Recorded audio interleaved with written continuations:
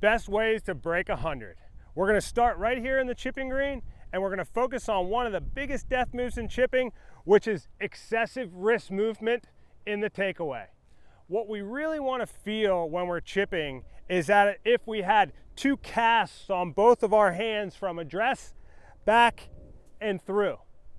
You've heard from many different people, you've read many different things about we want the littlest amount of movement in our wrists with chipping so we get the most consistency out of the loft of our club that we're playing with for the best result out here and the most consistent result we can get. So again, we're going to get into our address position standard, press a little forward with the handle and our weight, and from here we're going to make sure we take the handle of the club back with the club head and not just the club head going back. The problem when people snatch the club head back is now the club head has to come back through, and usually it involves a lot of wrist action as well. So if you're someone around the green that's very inconsistent with your contact, with your expectation and result, this is going to really help you drop that score below 100 and get your chipping more consistent. So again, I go over here to my Total Golf Trainer 3.0 kit, and now I've got my Total Golf Trainer arm. I'm going to put this on my trail wrist because again, I want to avoid that pulling away of the club head versus moving the entire club away. So at address, I'm going to make sure that there's a small amount of space between my trail wrist and the ball. So at address, you can see a little bit of space. So if I were to snatch the club head away, like we talked about earlier, I'll make contact to the red ball. And of course, if I go through, I'll lose contact to the red ball, telling me I'm snatching and flipping down here with my chip shot.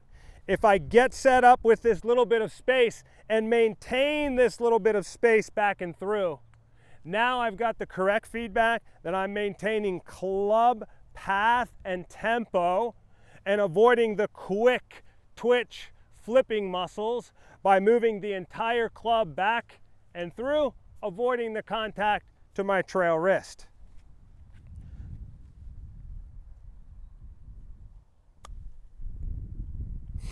So again, nice solid. I had no contact to the ball going back, so that's giving me the correct feedback that I've maintained tempo and club face going through impact.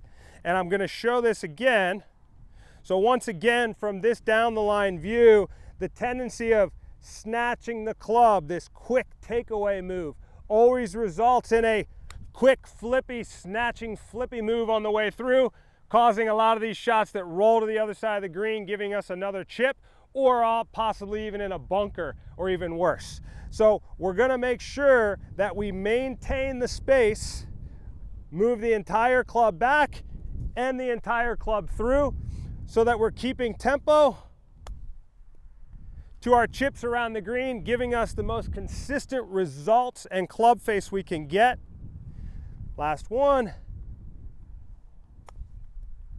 And once again, I got that time. I did the first two great, I did the second one bad because as I went back, I felt contact to the ball, causing me to do a little flip down at the bottom, and as you saw, I got that one a little bit chunky.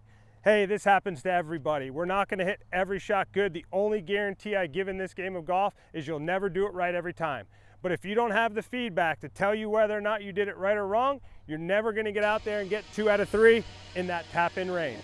So if you're looking to break 100, get your TGT arm and avoid that snatchy takeaway and flippy impact.